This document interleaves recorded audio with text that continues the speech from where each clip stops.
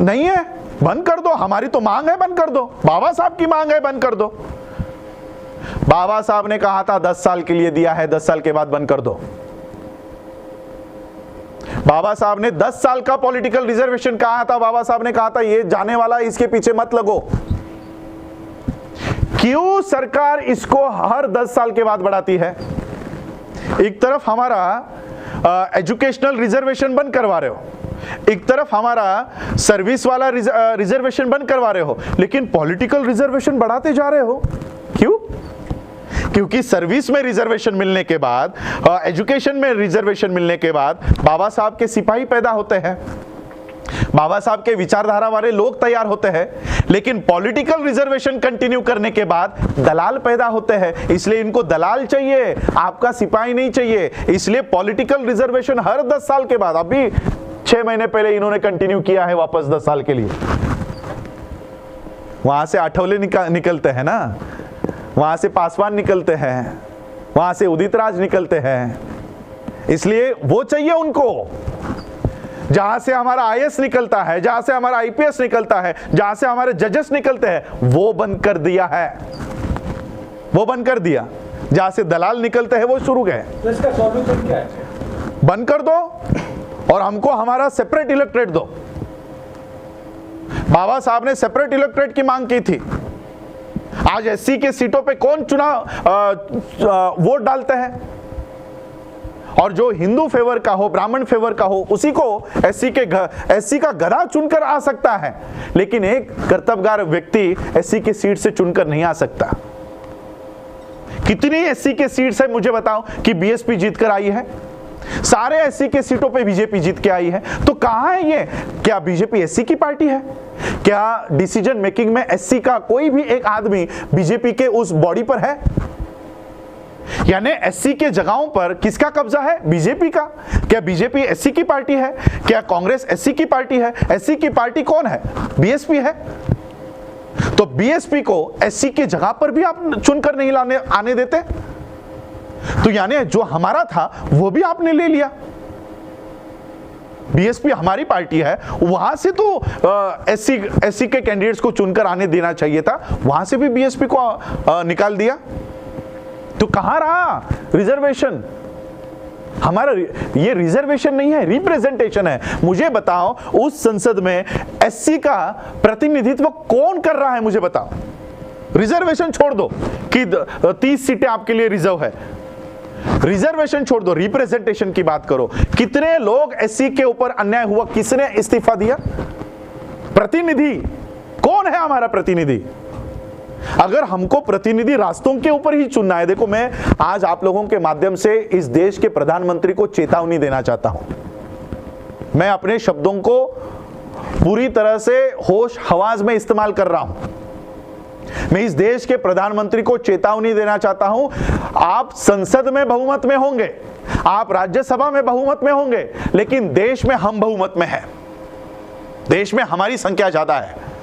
अगर इस देश के संविधान को उसके साथ खिलवाड़ करने की कोशिश की, एक भी एमएलए और एक भी एमपी को रास्तों के ऊपर घूमने नहीं देंगे। ये वो दलाल है जो हमारी बात करने के लिए अंदर भेजा है, वो चुप बैठा है। लेकिन हम बाबा साहब के संविधान को मानने वाले लोग हैं। इसलिए मैं मोदी जी को बोलना चाहता हूं कि ऐसे नौबत पर हमको उतरने के लिए मत दीजिए। इस देश के मार्शल हम लोग हैं। मैं मिलिट्री के खानदान से हूं। इस देश की सुरक्षा करने के लिए हमारे लोगों ने अपनी जान दे दी है। सोचो संविधान की सुरक्षा के लिए क्या कर सकते हैं। और इसलिए मैं आज आप लोगों के माध्यम से इनको बताना चाहता हूं। आप अगर ये सोच रहे होंगे कि आज हम लोग मेजॉरिटी में हैं, कुछ भी कर लेंगे, राज्यसभा में कोई भी बिल पास कर लेंगे, रास्तों के ऊपर उतरने नहीं देंगे, संसद के बाहर आने नहीं देंगे, बैठो 365 डेज अंदर ही, बिना पानी के और बिना अन्न के अंदर। अगर संसद के अंदर इस तरह से खिलवाड़ होता है, संसद के बाहर गिरने नहीं देंगे। घरों के अंदर होंगे तो घरों के बाहर आने नहीं देंगे, घर के बाहर होंगे घर के अंदर जाने नहीं देंगे। अगर देश का किसान, देश का छात्र, देश का मजदूर, देश का कर्मचारी ये बात अगर समझ ले, अलग अलग आंदोलन करके कोई नहीं होगा, कुछ नहीं होगा। किसानों का आंदोलन सिर्फ किसान लड़ रहे, क्या हो रहा है? क्यों इस देश का कर्मचारी किसानों के आंदोलन में नहीं जा रहा? क्यों देश का छात्र किसानों के आंदोलन में नहीं जा रहा? क्यों देश का किसान छात्रों के साथ खड़ा नहीं हो रहा? जब तक एक दूसरे के साथ खड़े नहीं होंगे, इस तरह का मोदी पैदा होता रहेगा। ये हमारे इनएफिशिएंसी का रिजल्ट है नरेंद्र मोदी।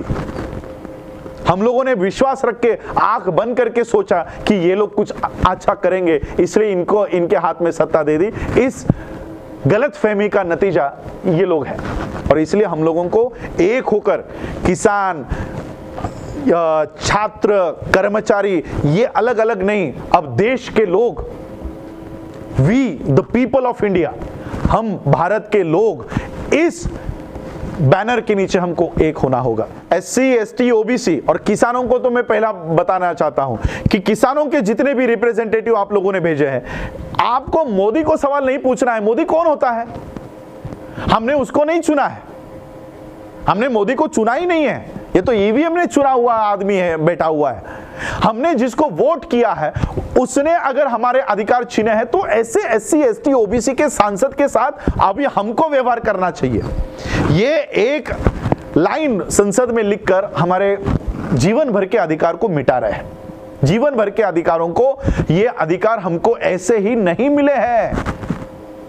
4 पीढ़ियां हमारी जाया गई है इस आंदोलन के लिए। आज जो सांस हम लोग ले रहे हैं 2020 में, इसके लिए मेरे पिछले 3 पीढ़ियों ने योगदान दिया है। अगर आज हमने ये नहीं बचाया तो हमारे अगले पीढ़ियों को ना तो नौकरियां रहेंगी, ना तो एजुकेशन रहेगा, और ना ही सेफ्टी रहेगी। बाबा साहब इनको सांसद नहीं कहते, बाबा साहब इनको एजेंट कहते हैं कि ऐसे लोगों को वहां पर बिठाया दिया गया है जो आज एससी के ऊपर अत्याचार भी हो ना तो उसके ऊपर आवाज तक नहीं उठाते। ये सिर्फ पार्टी के इशारों के ऊपर काम करते हैं। मोदी ने वहां से आंखें ऊंची कर दी तो यहां पर ये चुप हो जाते हैं। ये ऐसे लोग अंदर बैठे हुए हैं। आज राज्यसभा में वो पायल नाम की कोई एक्ट्रेस है, उसके ऊपर बलात्कार हुआ है या नहीं हुआ है, उसके लिए राज्यसभा में बैठा हुआ आदमी जो शेड्यूल कास्ट का होने का दावा करता है, वो गवर्नर को मिलने जाता है। वो लड़की जिंदा है। आज पायल, हमारी मनीषा की हत्या हो जाती है, गैंगरेप हो जाता है, उसकी बॉडी को जलाया जाता है। क्यों? इस गवर्नर को मिलने की आप में हिम्मत नहीं है? तो ये कौन है? एससी को आप इसको एससी समझोगे? ये एससी नहीं है। तो ये की क्या जरूरत है? नहीं है, बंद कर दो। हमारी तो मांग है, बंद कर दो। बाबा साहब की मांग है, बंद कर दो। बाबा साहब ने कहा था 10 साल के लिए दिया है, 10 साल के बाद बंद कर दो।